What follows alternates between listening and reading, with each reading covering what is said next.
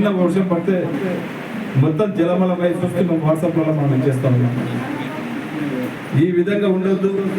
తాండూరులో పట్ట నీరంతా కూడా బయటకు పోవాలని చెప్పి చిలకవాగు అనేది ఎన్నో సంవత్సరాల కళ, కొన్ని ఏళ్ల కళ మనకు.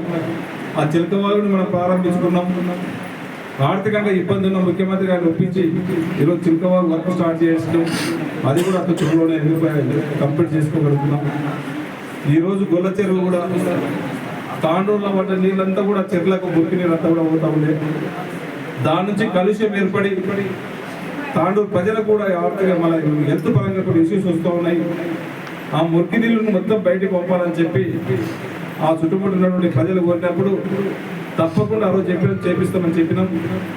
వాళ్ళకి చెప్పినట్లే ఎంబడే అది కూడా వర్క్ స్టార్ట్ చేసి ఈరోజు నీళ్లు కూడా తొందరగా బయటకు పంపించే ప్రక్రియ స్టార్ట్ చేసినాం. అది కూడా ప్రక్రియ స్టార్ట్ అయిపోయింది.